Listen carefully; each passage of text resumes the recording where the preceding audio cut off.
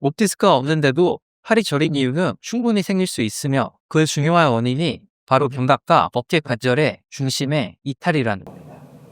견갑의 안정성이 무너지게 되면 신경이 지나가는 여러 좁은 통로가 미세하게 틀어지게 되고 그 과정에서 신경이 눌리거나 혹은 당기고 마찰을 받으면서 특유의 저림 증상이나 당김 증상이 나타날 수 있습니다. 어깨 중심을 바로 회복시켜주고 관련 조직들을 치료해주면서 이런 증상들은 안정적으로 회복하고 일상적인 움직임이 편해질 수 있습니다. 팔이 저리거나 당기고 혹은 이상 감각이 있을 때 대부분은 목 디스크를 먼저 떠올리지만 실제로는 MRI가 멀쩡한데도 저린 증상이 계속 있는 경우가 꽤 많습니다. 반대로 증상이 심해서 시술이나 수술을 받았는데도 저림이 남아있는 경우도 있고요. 이런 상황에서는 중요한 단서가 되는 게 바로 어깨와 견갑의 안정성입니다. 우리 팔로 내려가는 신경, 상완신경은 목에서 출발해서 쇄골 아래를 지나 상완신경통을 만들고 어깨 주변이나 상완, 팔꿈치, 전합, 손끝까지 이어집니다. 신경은 뼈 옆을 따라가는 단순한 구조가 아니고 여러 근육과 근막 사이를 좁은 길을 따라서 내려가는 겁니다. 이 신경이 지나가고 있는 주행 경로의 폭과 길장도는 어깨 관절의 중심과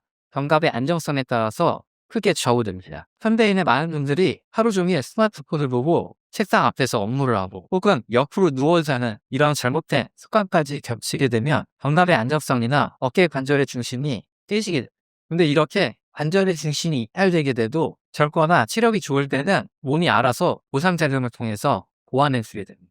근데 이 보상작용에 함께 부딪히게 되면 어느 순간 환자분이 통증이나 불편감을 느끼는 형태로 직접 체감하게 됩니다. 혹은 거울로 봤을 때 뭔가 많이 틀어져 있다라고 인지하게 되는 순간이 우리 예를 들어 견갑이 떨어지거나 혹은 한쪽이 이렇게 말리거나 들려있고 팔을 들 때 뭔가 어색하고 불편감을 느끼는 겁니다. 이런 경우가 견갑의 안정성이 깨지고 어깨 관절의 중심이 떼져 있다라고 말을 하는 겁니다. 어깨 관절을 흔히 볼 앤 캣, 그러니까 다른 말로 구와 관절이라고 표현합니다. 고관절처럼 소패답에 잘 잡아져 있는 구조가 아니라 얇은 받침대에 살짝 얹혀져 있는 구조인데요. 그렇기 때문에 얘네들은 특정 부하들이나 혹은 충격들이 약하게 되고 자꾸 이탈하려고 하는 성질을 갖게 되는 거죠. 생각해보면 우리 어깨는 자유도가 굉장히 크거든요. 하지만 동시에 안정성은 조금 떨어지게 됩니다. 이렇게 관절들이 제 위치에서 유지하지 않게 되고 균형이 깨지게 되면요,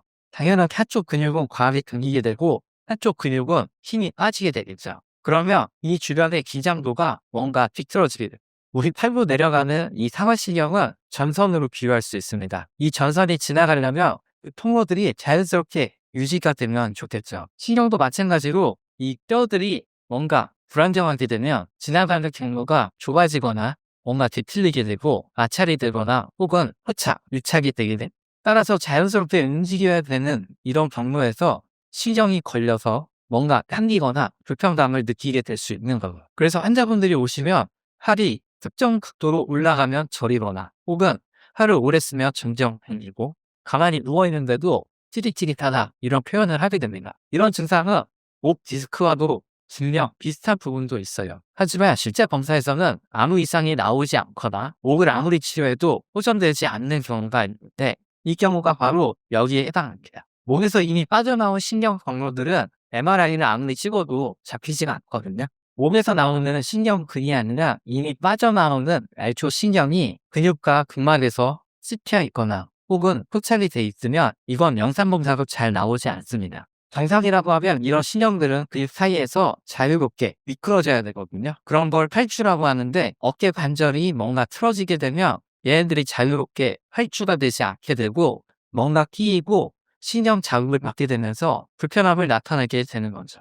굉장히 심한 경우는 가만히 있을 때 휴지기, 그러니까 누워있을 때 아니면 쉬고 있을 때도 계속 신경 증상을 나타나게 되는 거고, 조금 다르다 하는 분들은 반복적으로 움직이거나 활동할 때 이럴 때만 불편하다라고 하는 겁니다. 후자 같은 경우는 나는 평소에 괜찮은데 운동만 하면 불편해요. 이런 분들이 해당되는 거죠. 자, 그러면 이런 증상들을 해결하려면 당연히 신경이 찝혀 있거나 눌려있는 부위를 치료하는 것도 중요합니다. 신경이 지나면서 눌리고 압박되어 있는 포착 혹은 밀착 조직들을 치료하는 게 분명히 중요하고요. 근데 그걸로 끝나면 일시적으로 좋아졌다가 다시 활동할 때 금방 반복될 수 있습니다. 아까 말씀드렸죠. 이 관절이 이탈되게 되면서 불안정성이 생긴 거기 때문에 근본 치료는 어깨와 견갑의 중심을 되찾는 데 있습니다. 견갑의 위치와 어깨 중심을 바르게 재활을 시켜서 이 신경이 지나는 구조를 안정화시켜 주셔야 돼요.